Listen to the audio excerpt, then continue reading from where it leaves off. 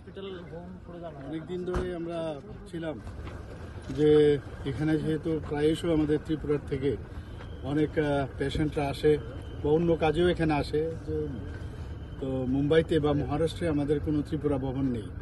তো আমরা এই চিন্তা করে আমাদের ক্যাবিনেটে আমরা ত্রিপুরা ভবনের জন্য জায়গা আমরা এখানে নিয়েছি।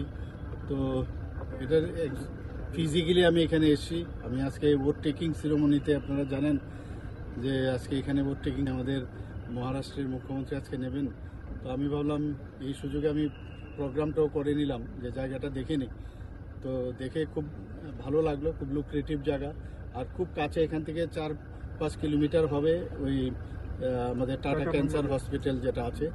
যে সব দিক দিয়ে দুটো রাস্তা আছে, এদিকে সামনেও আছে, পেছনেও আছে, দুদিকে রাস্তা হচ্ছে। এবং এখানে সিকিম থেকে আরম্ভ করে অন্যান্য কয়েকটা স্টেট ওনারাও নিয়েছেন। তো আমি আশা করি যে এটার যে স্ট্রাকচার বা ওটার যে ডিজাইন বানানো হয়েছে, আমি দেখেছি 1-2 জায়গা হয়তো বা আবার কথাবার্তা বলে একটু মডিফাই আমরা করব।